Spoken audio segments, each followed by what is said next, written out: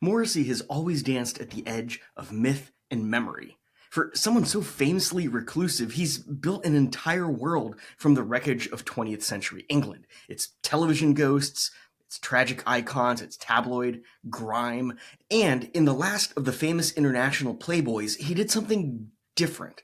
He didn't write about imagined misfits. He wrote about real ones, criminals, brothers, icons of a darker kind. This wasn't the first time Morrissey flirted with the underworld.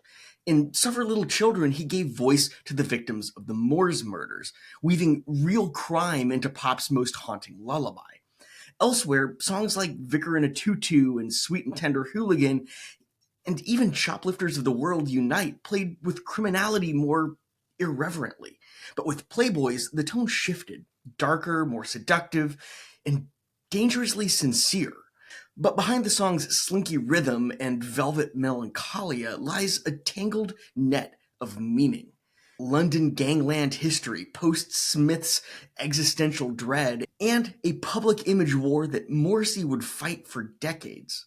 This is the story behind the last of the Famous International Playboys, and it begins, like so many English tragedies, in the tabloids.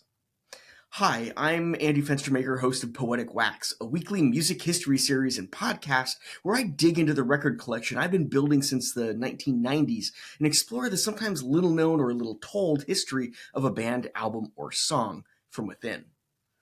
When Morrissey name checks Ronnie and Reggie Kray, he's not invoking fictional villains. He's dragging real-world crime lords into the pop pantheon.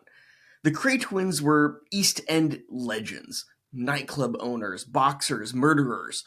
By the 1960s, they had become tabloid royalty, gangsters who dressed like movie stars, hobnobbed with politicians, and ran protection rackets with terrifying efficiency. But after their arrests in 1968, the mythology only deepened. The press couldn't stop printing their names. Their photos became fixtures in British pop culture, sharp suits, emotionless stares. They were violent men frozen in noir glamour. To Morrissey, raised on kitchen sink dramas and tabloid pageantry, the Krays weren't just criminals. They were symbols, and in Playboys, he makes them ghosts in his own mythology. It's not an endorsement, it's an elegy. In our lifetime, those who kill, the news world hands them stardom. No, he's not romanticizing them, he's indicting the culture that did. The heart of the song is a twisted confession. Dear hero imprisoned. It's a love letter, a dirge, a newspaper clipping soaked in tears. But who's writing to whom? Is Morrissey addressing the Krays, or is he speaking through a fan, a boy who writes nice letters and feels like a kinship with the killers? Here, Morrissey blurs that identity. He performs both the narrator and the observer, the guilty and the innocent, and in doing so, he explores his lifelong themes: loneliness, misunderstood masculinity, and the fatal allure of being seen. It's also a sly comment on celebrity, the way the press turns villains into icons and then punishes the public for loving them. Morrissey has always criticized the media and distrusted mass approval. Playboys turns that distrust into an opera. When the song was released in January of 1989, Morrissey was only 2 singles deep into his solo career. Viva Hate had landed a year before, full of fragile string sections and post-Smith's polish. But the last of the Famous International Playboys wasn't from that album. It stood alone, a one-off single with its own mission. And that mission was identity building. The Smiths had collapsed in acrimony. Johnny Marr had moved on, guitar in hand. But Morrissey, he was still redefining who he was without the band. Playboys helped cement that. In some ways, it was the first time he'd leaned fully into a new aesthetic. Cinematic, criminal, glamorous, grotesque. Yet it also reconnected him with the past, briefly. The backing band on Playboys included Andy Rourke, Mike Joyce, and producer Stephen Street, all Smiths alumni. In a strange way, it's the Smiths' final encore. Replacing Marr on guitar is Neil Taylor and Craig Gannon, so the sound is completely different.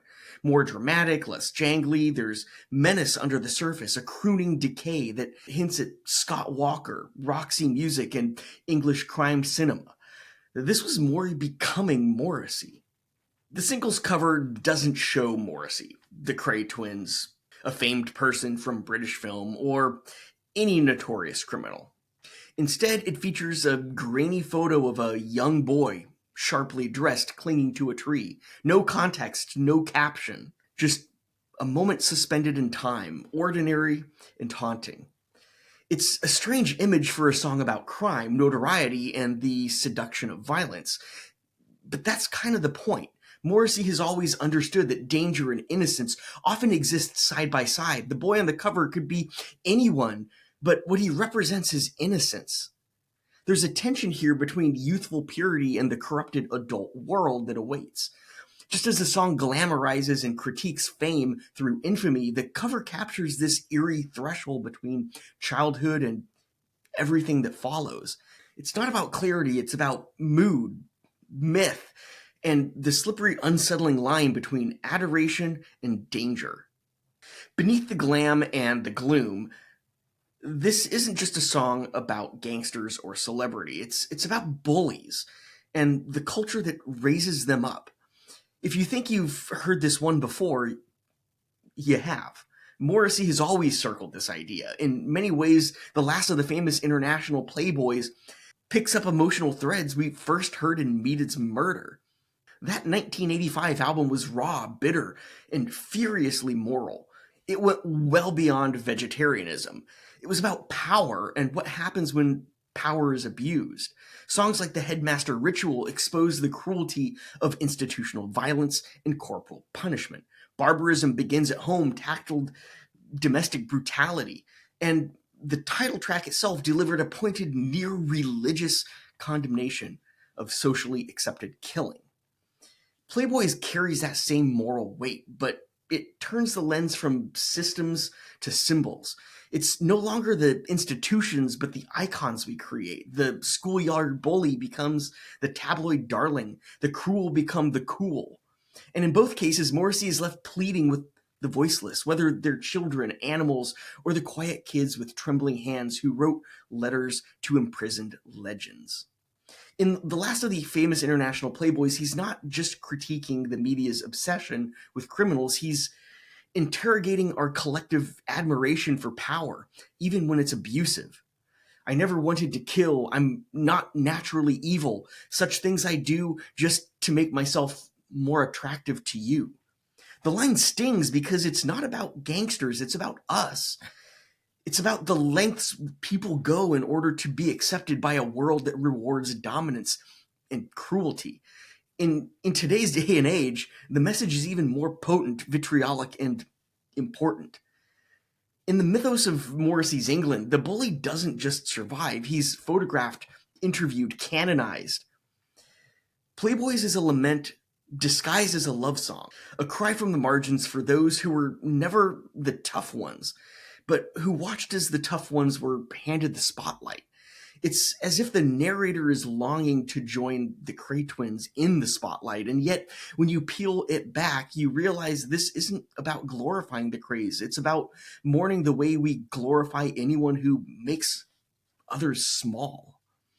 The shadows of the last of the famous international playboys is long. It endures because it saw something we're still clearly reckoning with. It saw how infamy isn't just tolerated, it's marketed. It saw how charisma can eclipse cruelty, how style forgives violence, and how the loudest, most shameless voices often rise, not despite their brutality, but because of it. In today's world, that instinct hasn't faded. It's absolutely thriving. We elevate public figures who insult rather than listen, who dominate rather than lead. Bullying isn't just accepted, it's become entertainment, cruelty a currency. I mean, just look at merch for Alligator Alcatraz. The very traits that once got boys sent to the headmaster's office now get them millions of followers and sometimes unimaginable power. Morrissey may have written this song about East End gangsters and tabloid legends, but the deeper truth is timeless. When we reward spectacle over substance, cruelty over conscience, we don't just remember the Playboys, we become their audience. And in that audience, somewhere near the back sits a lonely boy with a pen in his hand, wondering what he has to become to finally be seen. Because given the right story, the right idol, the right wound left to fester, that boy isn't invisible anymore. He's dangerous. Not just out of evil, but out of longing. And longing left unrecognized can turn quietly, irrevocably violent.